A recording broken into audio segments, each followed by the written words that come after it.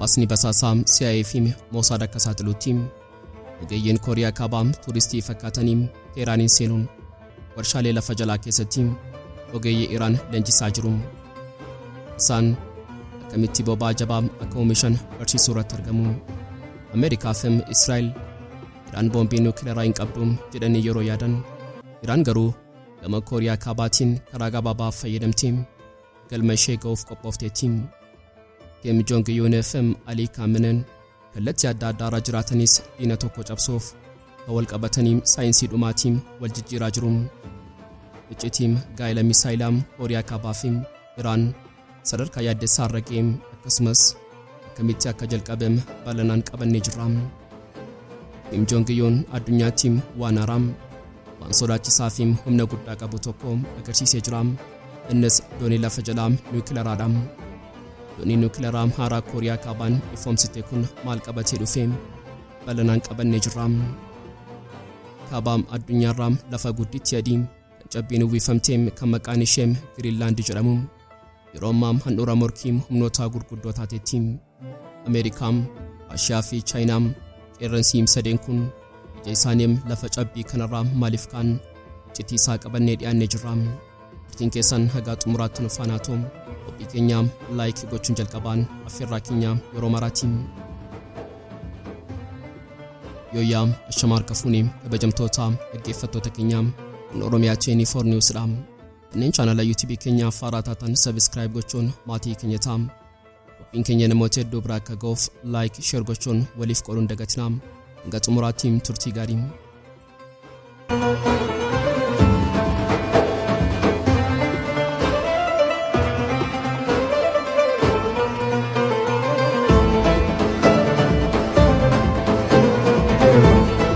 Halkan walakkaam buufata xiyyaaraa Suunaan irratti xiyyaarri fe'umsaa guddichi kan bifa gurraacha qabu tokko bocoo isaa bal'isee ka'uuf qophaa'aa jira.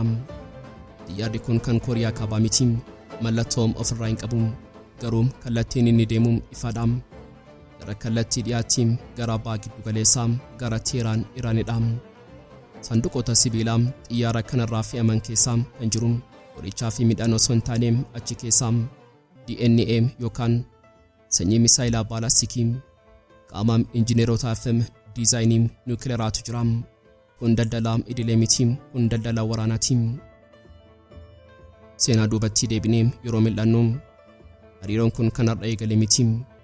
Bara 1980 yeroo Saddam Hussein Iraanin weeraruun Iraan kophoomtee turte. Ameerikaan meeshaa dhoowwattee Awurooppaan dugdatti galchite. Yeroo sanatti biyyi tokko qofti harka ishee hidhatte. Isheen Kooriyaa Kaabaadha. Kooriyaa Kaabaan misaa'ila ishee kan jalqabaa Hwaasong 5 yookaan Scud Beam gara Iraan ergite. Iraan misaa'ila kana koppii gochuun misaa'ila mataa ishee Shaab waan uummatte. Asirraa ka'uun Gaa'elli Misaa'elaa dhalate. Har'a misaa'illi Iraan inni guddaan Shaab 3 jedhamu obboleessa dhiigaa misaa'ila Kooriyaa Kaabaa Noodong waaniiti. Lamaanuun isaanii tokkuma qaama tokko qaama adda addaa qabu.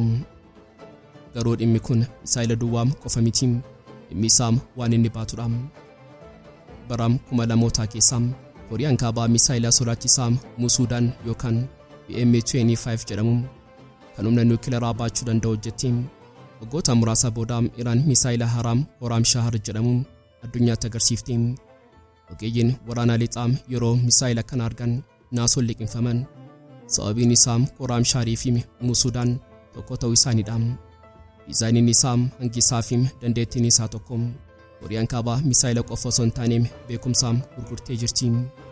Wanti hunda caalaa nama dhiphisu garuu misaa'illi kun kan hojjetameef mataa waraanaa guddaa akka baatuufi.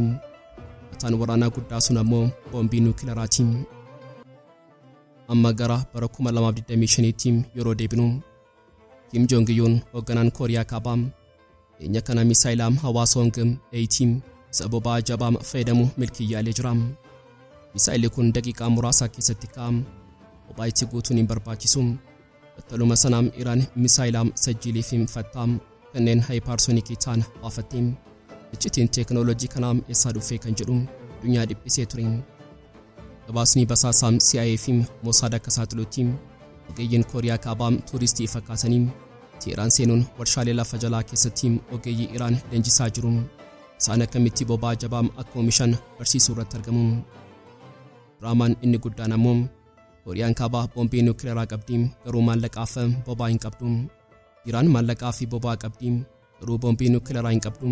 Kun perfect match yookaan waliigaltee guutuudha jedhamee jira. Kooriyaan Kaabaa ragaa yookaan daataa yaalii niwukilaraa ishee ja'an 6 niwukilaraa teessoo sanaa Iraaniif gurguraa jirti. Yaadaam Iraan ofii isheetiin niwukilaraa yaaluun ishee hin barbaachisu. Sababiin isaa Kiim Jong Un ragaa yaalii qophaa isheef kenna. Iraan ammoo bakka isaa boba'aa fi doolaaraa Pyongyaangiif ergiti. Walumaa galatti hariiroon Pyongyaangii fi Teheraan hariiroo biyyoota lamaa qofa miti. Kun hariiroo kallattii babal'inaa meeshaa waraanaati. Ameerikaa fi Israa'el Iraan boombii niwukilaraa hin qabdu jedhanii yeroo yaadan, Iraan garuu kallattii Kooriyaa Kaabaatiin karaa gabaabaa fayyadamtee galma ishee ga'uuf qophooftee jirti. Irratti Iraan keessatti misaa'illi Kooramshaar samiirra dhaabbatee mul'ata. Keessi isaa diizaayinii Kooriyaa Kaabaatiin faayamee jira. Kiim Jong Un fi Alii Kaamanan kallattii adda addaa irra jiraatanis diina tokko Ameerikaa cabsuuf harka wal qabatanii saayinsii dhumaatiin wal jijjiiraa jiru. Addunyaan kana beekti garuu dhaabuu dadhabdeetti. Xiyyaarri sun ammallee Pyongyang irraa Teheraan bu'uun isaa hin dhaabbanne. Osoo xiyyaarri fe'umsaa sun teeknooloojii iccitii qabatee gara Teheraan barrisu, Pyongyang keessatti ammoo Kiim Jong Un addunyaatti waan haaraa waan sodaachisaa fi humna guddaa qabu tokko agarsiisuuf uffata isaa gurraacha sana uffatee qondaaltota isaa hordofsiisee gara qarqara galaanaatti bu'ee jira. Inni deeme kun lafa laayyoo miti, bakka dhaloota bineensa galaanaati. Iddoo ijaarsa doonii iccitii sanaa keessa sibiilli guddaan gurraachi fi sodaachisaan tokko ciisee jira. Kun doonii idilee miti, kun doonii lafa-jalaa niwukilaraati. Gabaasni KCNA fi Newsweek kan mirkaneessanitti ulfaatinni doonii kanaa qofti toonii 9,000. Kiim Jong Un hojjettootaa fi injiinaroota isaa gidduu dhaabbatee doonii guddicha kana yeroo daawwatu fuula isaarraa boonaa fi ofitti amanamummaa guddaatu mul'ata. Inni akkas jedha, addunyaan kun nagaa miti, nuti nagaan jiraachuu yoo barbaanne humna galaanaa keessaa diina sodaachisuu qabaachuu qabna. Dooniin kun imaammata keenya 5 keessaa isa tokkodha. Dooniin kun humna niwukilaraatiin kan deemu qofa osoo hin taane ofiisaatis misaa'ila niwukilaraa baatee bishaan jalaa gara samii achis gara diinaatti dhukaasuuf dandeettii kan qabudha. Kiim Jong Un quba isaa gara kibbaatti gara Kooriyaa Kibbaa fi Ameerikaatti qabuun akeekkachiise. Kooriyaan Kibbaa doonii niwukilaraa nan ijaarradha jettee abjootti. Ameerikaan ammoo doonii niwukilaraa ishee buufata Kooriyaa Kibbaatti fiddeetti. Kun weeraraa kun tuffiidha. Kanaafuu nutis deebii madaaluu qopheessineerra nuti rafnu jedha. Garuu Kiim Jong Un galaana jala qofa hin ilaallee samii gubbaas cufuu barbaada. Kaleessaa gaafa roobii Kiim Jong Un dirree shaakalaa qarqara baarratti argamee misaa'ila haaraa tokko dhukaasisee jira. Misaa'illi kun misaa'ila lafarraa gara samii fageenya dheeraati. Misaa'illi sun akka bakakkaatti samii tarsaasee ol ba'e. Kaayyoon isaa xiyyaaraa fi misaa'ila diinaa fageenya kiiloomeetira 200 irraa butee uffisuudha. Baasni akka mul'isutti shaakalli kun milkaa'inaan xumurame.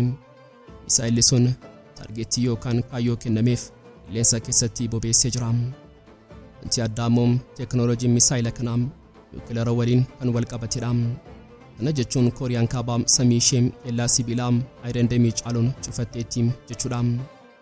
Kiim Jong Un shaakala kanaa erga ilaalee booda dhaadannoo seena qabeessaa dubbatee, yaa loltoota kiyyaa, addunyaan kun afaan qawwee malee nagaa hin beektu. Inni keenya Jaapaanis ta'e Kooriyaan Kibbaa niwukilaraa barbaacha fiigaa jiru. Kanaafuu nuti isaan dursinee humna galaanaa fi humna qilleensaa keenya ammayyeessuu qabna. Humni keenya wabii birmadummaa keenyaatti jira. Wanti hunda caalaa nama dhibu ichoomina Kooriyaa Kaabaati. Biyyattiin qoqqobbii addunyaa hunda jala jirti. Boba'aan ni dhorkama, maallaqni ni dhowwama. Garuu dhiibbaa kana hunda cabsitee ofii isheetiin warshaa ijaarrattee misaa'ila hawaasa hongeettu'eenii kan Ameerikaa rukutuu danda'uu fi doonii niwukilaraa oomishuu dandeessee jirti. Qondaaltonni Pyongyang misaa'illi hawaasa hongeettu'eenii lafa Ameerikaa rukutuu danda'a jedhanii kakatu. Ameerikaan ragaa qabatamaa hin argine hajjattu malee shakkii guddaa qabdi. Pireezidaantiin Ameerikaa Doonaald Tiraamp daangaan Ameerikaa cimaadha, Kooriyaan Kaabaa nu hin geessu jedhee tuffatus ogeeyyiin basaasaa Ameerikaa CIA'n garuu ni dhiphatu. Maarkas Gaarlaawuskaas ogeessi basaasaa duraanii Newsweekitti hime Trump hin gowwoomin. Kiim Jong Un nama taphatu miti. Inni waraana haaraa banuuf qophii dhugaarra jira. Sodaan kun dhugaadha jedhee akeekkachiise. Har'a Pyongyang keessatti suuraan Kiim Jong Un doonii Niwukilaraa guddichaa sana bira dhaabbatu daandii hundarratti maxxanfamee jira. Ergaan isaa immoo nuti biyya xiqqoo ta'uu dandeenya garuu humna guddaa qabna. Galaana keessanis ta'e samii keessan yeroo barbaannetti to'achuu dandeenya. Kooriyaan Kaabaa biyya mootummaa kophaa jiraattu jedhamtu sun har'a teeknooloojii niwukilaraa fi misaa'ilaatiin gooftaa of dandeessee taatee jirti.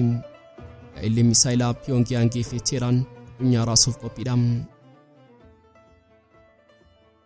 Yeroo kaartaa addunyaa sammuu keenya keessatti kaasnu kaaba addunyaarraa lafa gudditti adii kan cabbiin uwwifame maqaan ishee Greenland yookaan lafa magariisaa jedhamu garuu teessumaan lafa qorraa taate argina.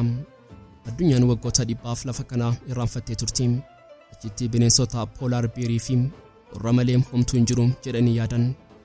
Garuu har'a muddee 2025 keessa Greenland handhuura morkii humnoota gurguddoo taatetti. Ameerikaa, Raashiyaa fi Chaayinaa. Irransi sadeen kun ija isaanii lafa cabbii kanarraa kaa'anii jiru. Sababni isaa immoo eenyuun illee yoo ta'e Greenlandiin kan to'ate addunyaa to'ata. Pireezidaantiin Ameerikaa Doonaald Tiraamp bara 2019 marsaa duraa irratti Deenimaarkin akka jedhee gaafatee ture. Greenlandin meeqaan gurgurtuu nan bitaa? Addunyaa yeroo sanaa itti kolfitee biyya akkamitti gurgurama jedhan. Garuu har'a bara 2025 keessa Tiraamp deebi'ee dhufee jira. Amma gaafa miti ajaja qabatee dhufe. Tiraamp bulchaa Luwiziyaanaa Jeef Laandariin akka ergamaa addaa Greenlanditti muudee jira.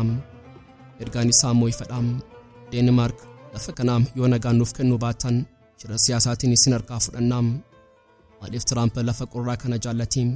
Sababa guddaa lama qaba. Tokko ija samiiti.